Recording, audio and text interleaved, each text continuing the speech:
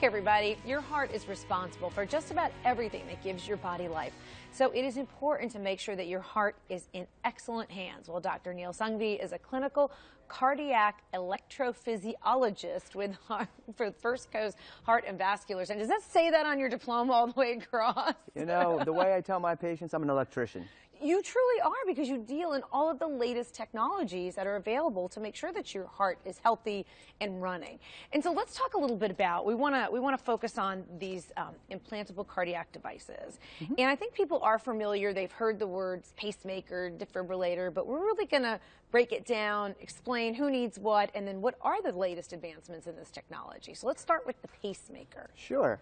Well, listen, a pacemaker is a device that is about the size of a silver dollar.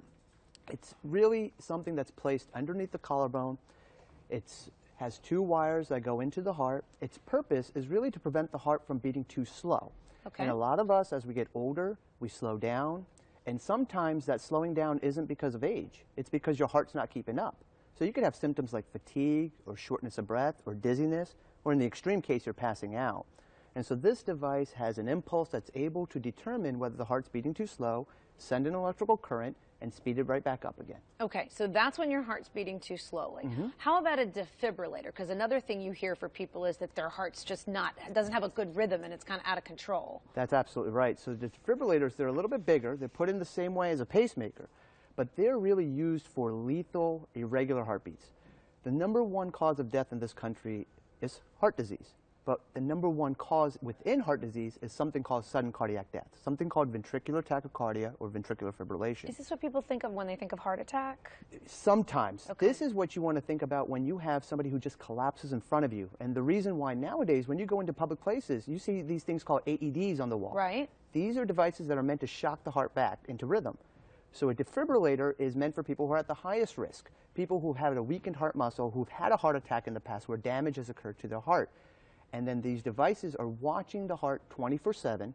If this arrhythmia happens, the device recognizes it and shocks the heart out of it. Okay. Now, like I mentioned at the top, people are kind of familiar with those terms. They've heard them used in conversation before. I think you did a good job of clarifying when you use which one. Sure. But now there are advancements within each of those categories. So can we talk a little bit about that? Absolutely. So these devices, I mean, we are putting hundreds of thousands of these devices in the country nowadays because technology has allowed us to help people live longer and live better.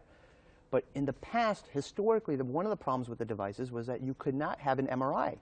See, I never knew that before. It's metallic. That's the problem. Makes sense. And the magnets would interact with the devices.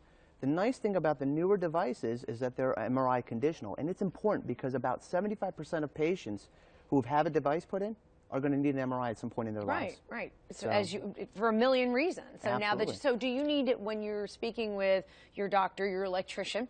Do you need to ask specifically, or are they going to be able to tell you this? No, you know, I would really recommend that a patient have that conversation to see if a type of device that is MRI conditional is available for them to be implanted. And insurance covers that? It does. Okay, good to know. All right, so let's talk about, you know, nothing is perfect and things might go wrong. So what are some of the things that could go wrong and how do you address those?